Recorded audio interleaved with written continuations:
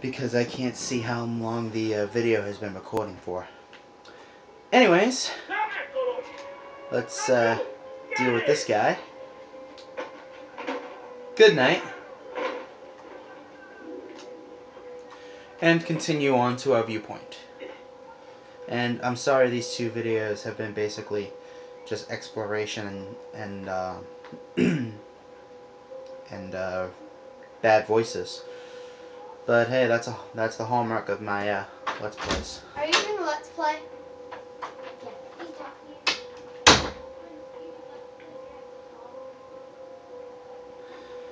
That was my sister, if you could hear her. Anyways, sync. Maybe I gotta turn this up a bit.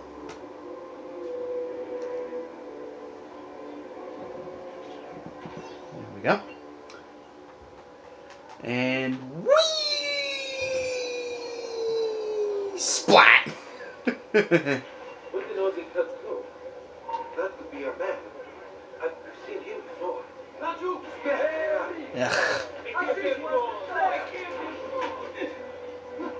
Oh, right.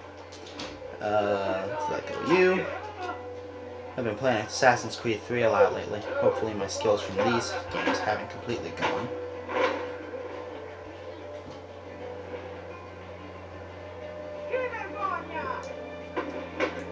Good night.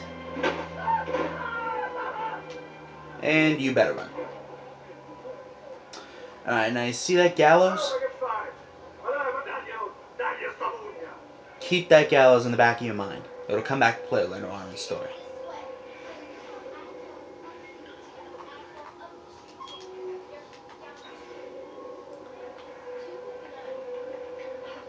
Loggia dei Lanzi. Built between 1376 and 1382 by Benci di Cione and Simone di Francesco Talenti, the Loggia dei Lanzi was created to provide a covering for the swearing in of members of the Signoria, the rulers of Florence. In the 16th century, the Medici had a private balcony constructed on top, making it clear to the city of Florence who was really in charge.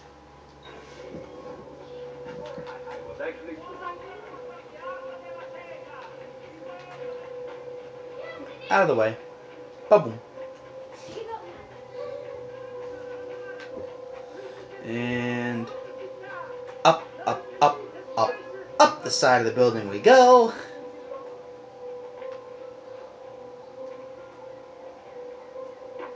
I said...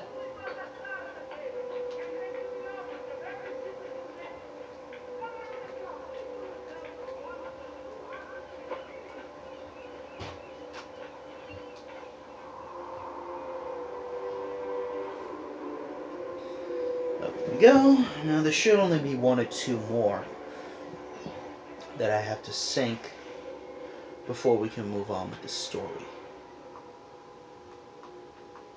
Yeah, two. Okay. Oh, wait, I need to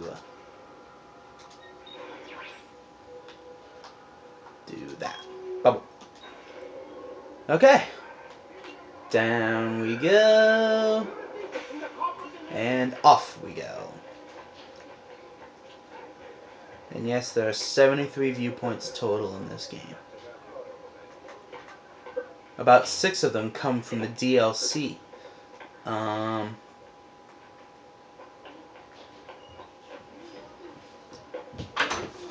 be right back. I'm going to Jasmine's house. If we're going to the park, I'll let you know. Oh, I think my face hurts. Yeah, she might want that.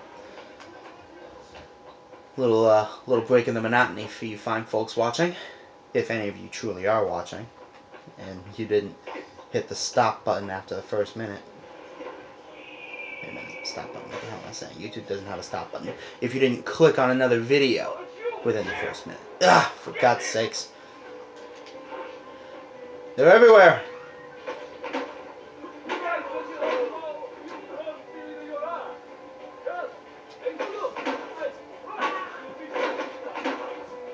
It's a lot of headbutts. I'm surprised Ezio isn't drawing his own blood. Anyways, there was a databank entry in there from blacksmiths. It says, I bet these guys can sell you weapons, armor, daggers, and ammunition. They even do repairs. And Sean says, every Renaissance community needed a blacksmith. Swords, locks, pans, knives, nails, and armor were all made from metal and all needed to be shaped. In addition, architectural ironwork flourished during the Renaissance as blacksmiths began to apply their practical craft towards making art. Hang on! Yeah. Okay, come on in. You might want to talk to your mother about your sister. Because she was just going to leave and not tell anybody where she was going. And she just gave me an attitude because I said, did you tell your brother where you were going? And she's like, no, I'm just going over her. What if you get kidnapped or something? Nobody's going to know where you are. And she gave me an attitude and she huffed and puffed at me because I told her to ask you. So you might want to talk to your mother because she's out of line. She's been doing a lot of things in this house between you and me. Okay? No offense, I'm not on your case or anything. But, you know, you're in your room and she's out here eating the food, eating snacks. Yesterday she had a full bowl or half a bowl of frozen whipped cream. Yeah, your mother wouldn't appreciate that. She used her mother's nail polish yesterday, which I don't know if that's allowed, but I mean, I know your mother takes care of her and needs her makeup when she needs it. You know, she thinks she can do whatever she wants. I just don't like I wouldn't be saying anything right now if she didn't give me an attitude. You know, you and I are older and wise enough to realize that she's a little kid and she can't be doing the things she's doing. You know, I don't want to be saying anything to your mother because I don't want to cause problems. I hear you. But, alright, I just figured I'd let you know. You take the choice yourself if you want to talk to your mother about it or not. But I mean, that's ridiculous. Give me an attitude.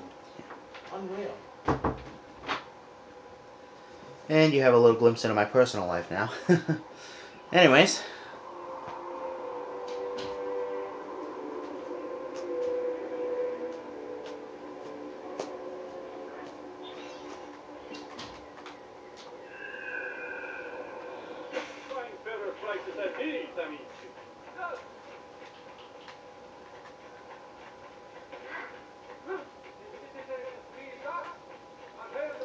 And the last viewpoint is up there. Out of the way, people.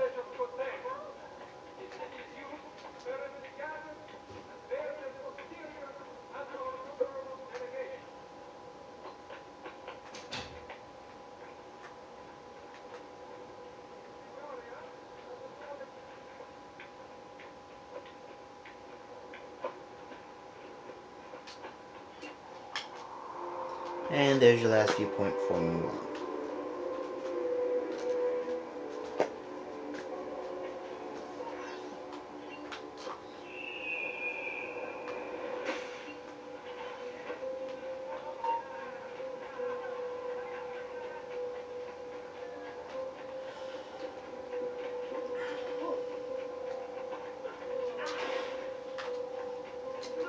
Alright, now.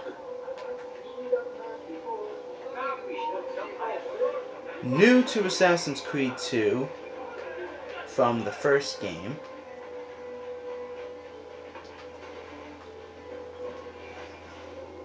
are these little mini games scattered around each city that you can do. You have races, codex pages. I'll get into those later. Let's go do the race before we move on.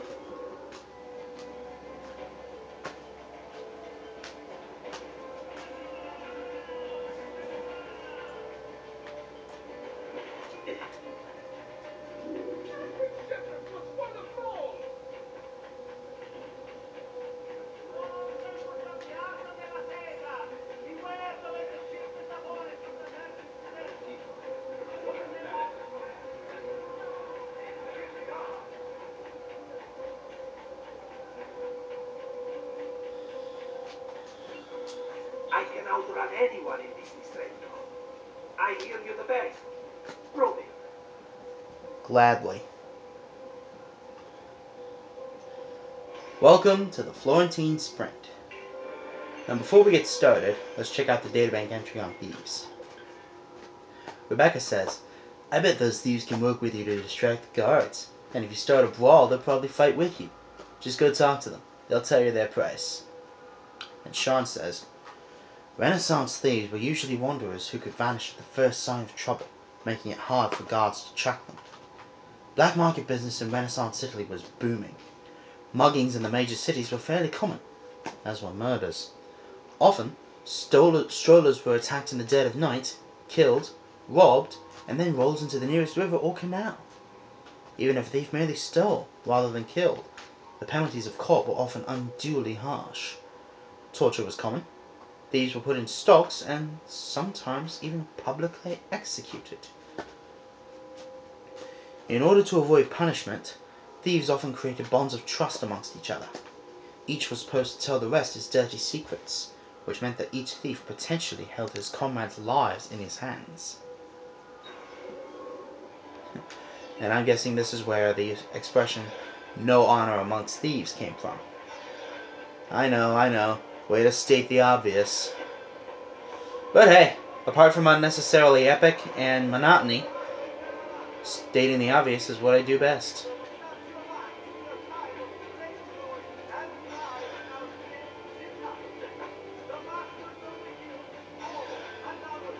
Now these races are pretty easy in and of themselves. They're basically checkpoints, and you have to run through them all before time runs out. There's a set amount of checkpoints each race, in this case it's 14, and there's like 4 or 5 in every city.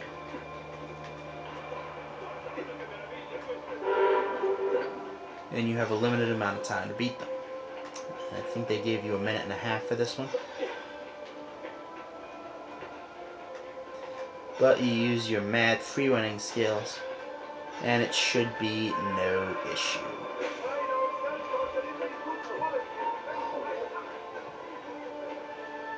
Like so. Okay. Now it is time, finally, to move on with the story. But before we do, let's give these final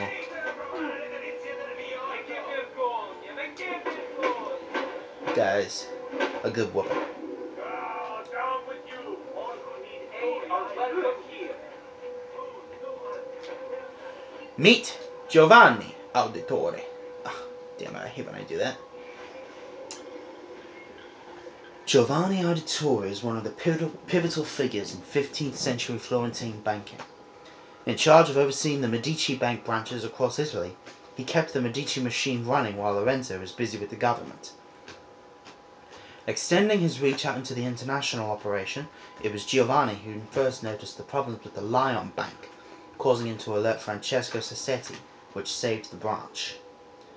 Such great talent was well rewarded by Il Magnifico. Giovanni developed a close friendship with Lorenzo de' Medici, becoming one of his closest advisors.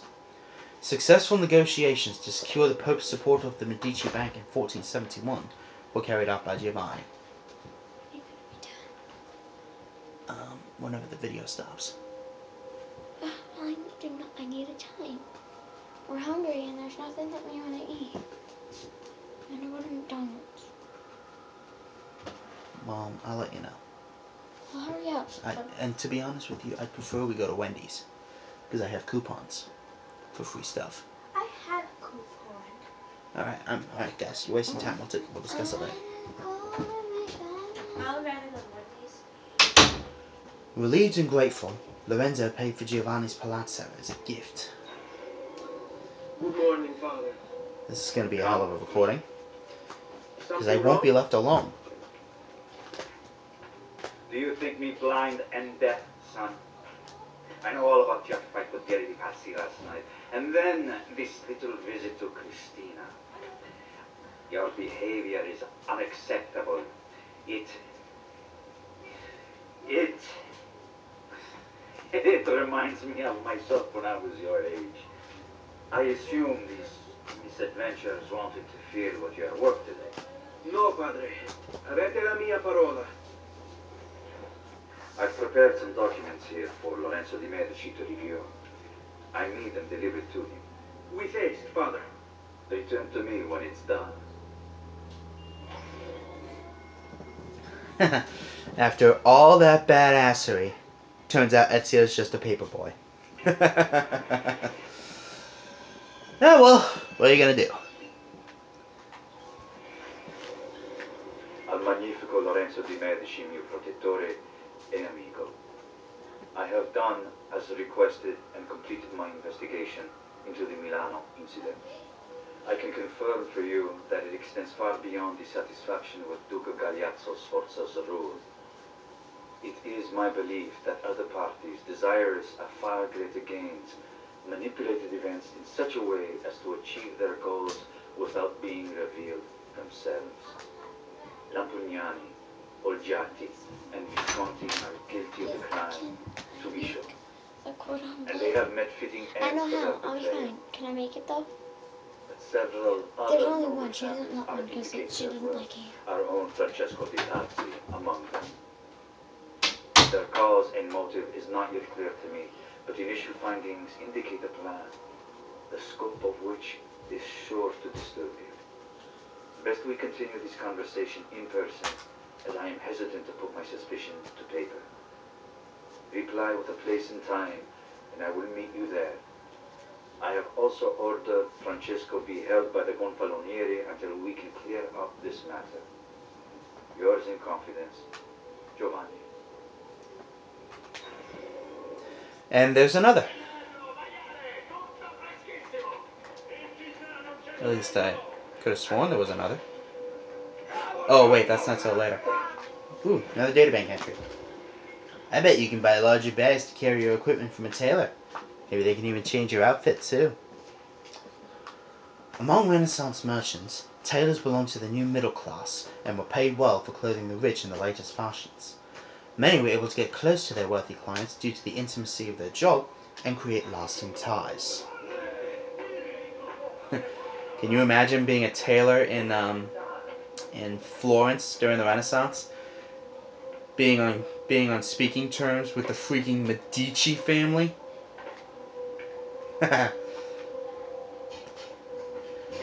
That's like having Rob Paulson over at your house every Sunday for dinner. Or at least that's what it'd be like for me.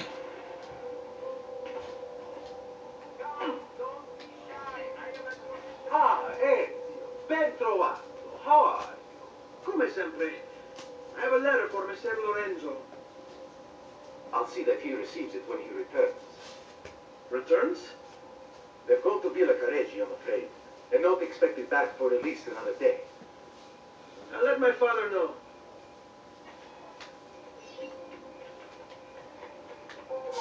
Don't you? Out of the way, Patsy. Do I put the cordon bleu on a baking sheet? Parchment paper. Okay, parchment paper on a baking sheet? Yes. Okay.